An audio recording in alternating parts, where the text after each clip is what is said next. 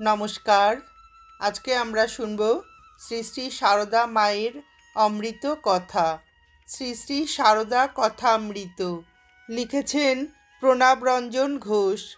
সব শিল্প ও সাহিত্যের মধ্যেই একটি দূরত্বের ভূমিকা থাকে।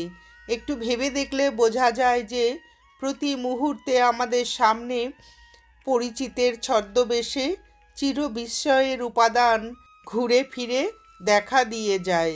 রবীন্দ্রনাথ সেই কথাই বলেছেন, ঘর হতে শুধু 2 পা ফেলিয়া একটি ধানের শিশির উপরে একটি শিশির বিন্দুর সহজতম উপমায়।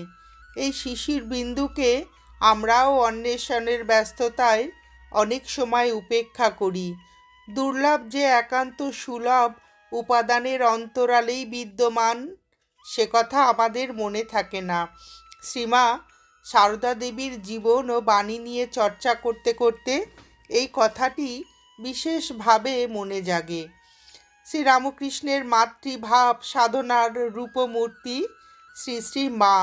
যে মাতৃভাব সাধনা ও সিদ্ধি রামকৃষ্ণের জীবন বেদে উদ্ভাসিত, তা প্রত্যক্ষত মায়ের জীবনে সঞ্চারিত হয়ে তাকে ইহ সংসারের ও চির সংসারের কেন্দ্রবিন্দু বিশ্ব জননীতে পরিণত করেছিল।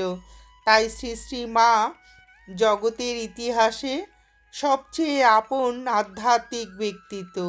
এমন শতাধারে স্নেহ, করুণা, অভয়, আশ্রয় ও অভ্রান্ত পথনির্দেশ নিয়ে এত কাছের, এত আপনজন হয়ে আর কোনো ধর্মাচার্যকেই জগতের ইতিহাসে আবির্ভূত হতে দেখা যায়নি।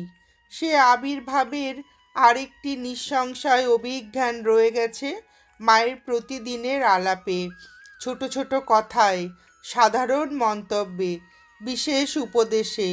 এগুলো পূর্বচিন্তিত, পরিকল্পিত বা প্রসারিত বাক্যবিন্যাস নয়, যুগ যুগান্তের আধ্যাত্মিক ও মানবিক জীবন সত্য উপলব্ধির সহজ ঘরোয়া বাণীরূপ। এক হিসাবে মানব অভিজ্ঞতার ঘনবদ্ধ বাণীরূপ প্রবাদ প্রবচনগুলির অধিকাংশই মেয়েদের সৃষ্টি। সেই কথাগুলিই ব্যাপক ব্যবহারে সাহিত্য সৃষ্টির অলঙ্করণ হয়ে দাঁড়ায়। ভাষার রাজ্যে অন্তঃপুরিকাদের এই ভূমিকারও স্বাভাবিক প্রতিফলন মায়ের কথায় আছে।